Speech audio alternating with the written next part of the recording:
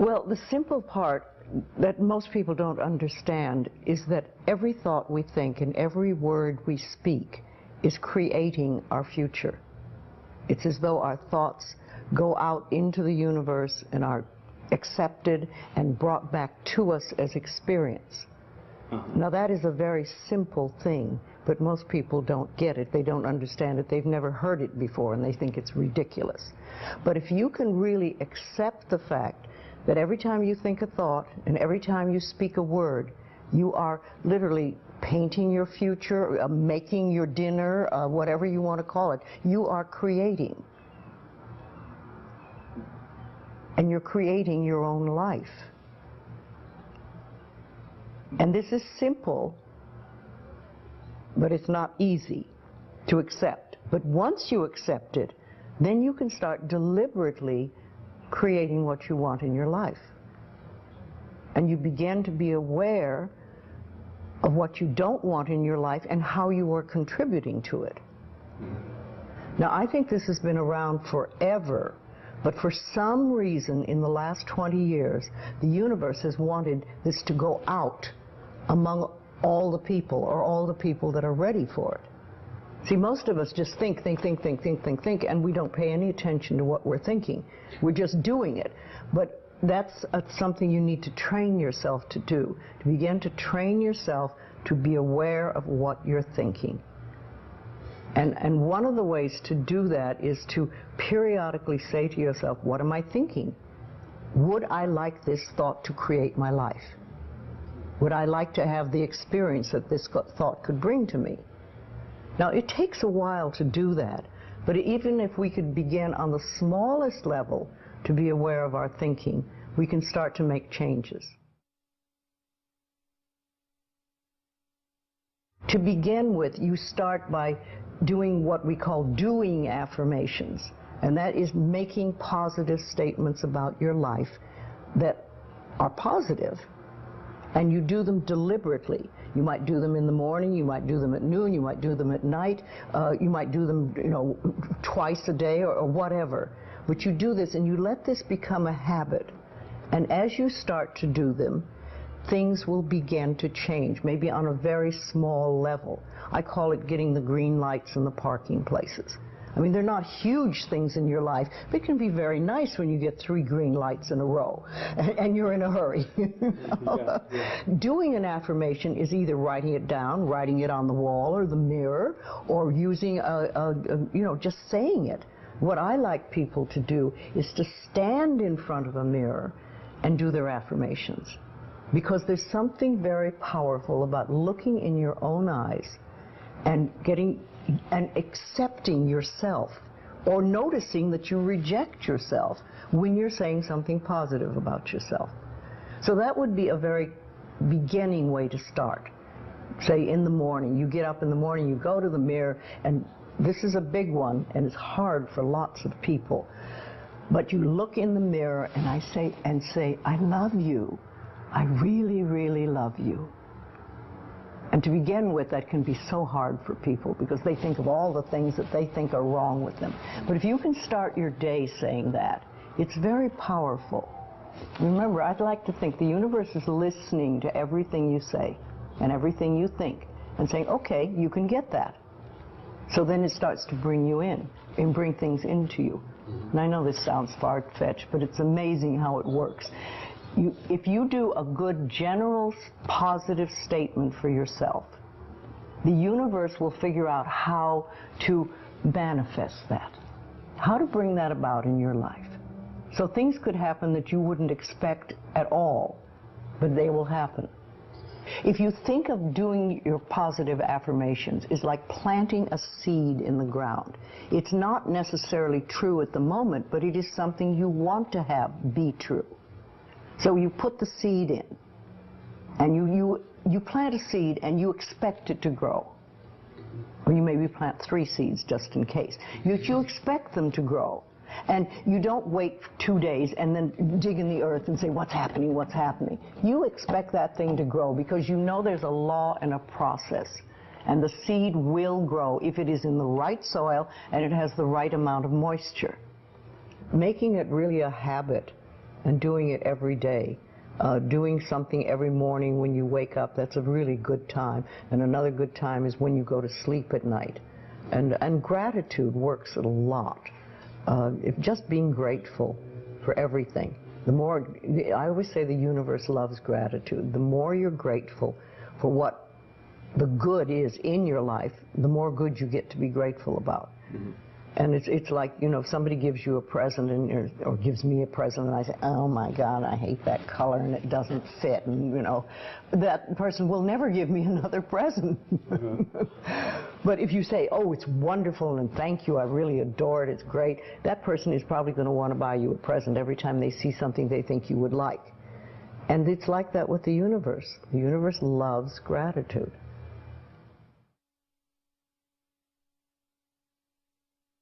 If you have very strong beliefs within you that you don't deserve good things in your life, mm-hmm. and a lot of people have that, then there can be delays.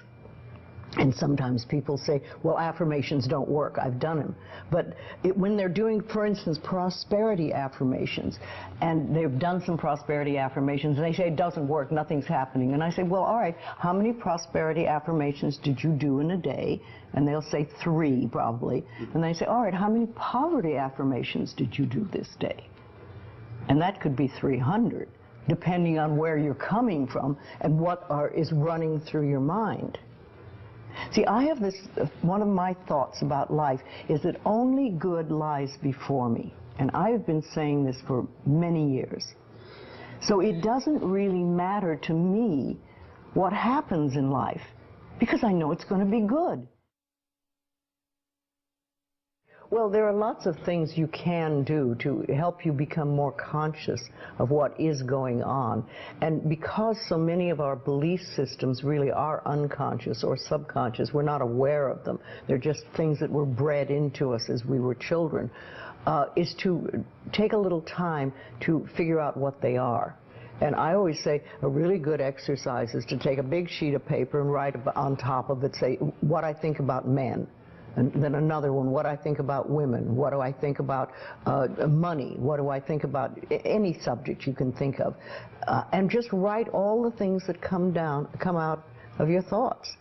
And whether they sound good or not, just write them down. And any one subject, if you just write them all down and then look at them and see how many are positive and how many are negative. And if you can take those negative ones and turn them around, make them into positive affirmations, then you can start clearing up what you believe about, say, money that is not positive for you, mm-hmm. and or is keeping you from bringing money in. And you can do that with lots of things in your life, so you can really begin to realize what you do believe about these things. So you can't change your thoughts if you don't know what your thoughts are. There is a law of thinking, and we are beginning to learn about it. And it is like a computer. If you have this gorgeous computer put in front of you, and you don't know what to do with it, it's a piece of junk. But if you learn the language of the computer, miracles happen. And that is what the law of thinking is. When you learn how it works, miracles happen. What you think and what you believe, it's what will come true for you. Your thoughts create your life. It's that simple. And when we can get that, we can make enormous changes.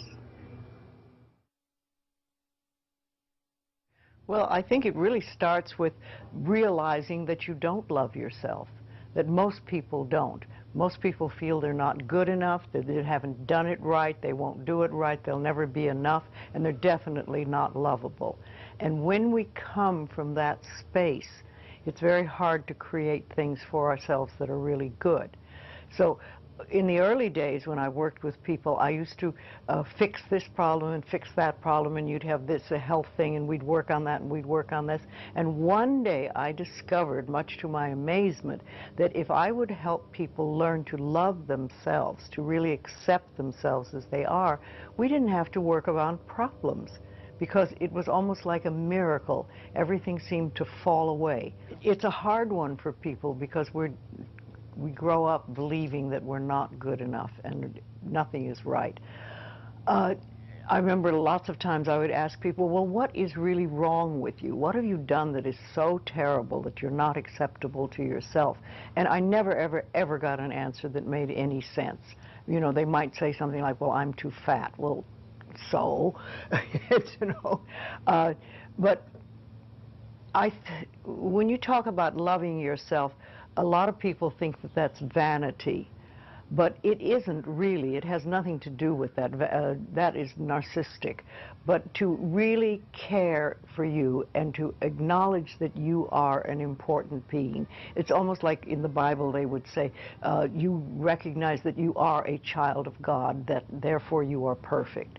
But even if you're not a biblical person, if you can recognize that you are a being that has self-worth, if you can really recognize your own worth, then you start to treat yourself differently. And I think that's what's so very important about loving yourself, is you stop beating yourself up, you stop making yourself wrong, you stop talking about how awful you are, and you stop saying things like, I'm really stupid and stuff, and you start to treat yourself with a certain amount of respect.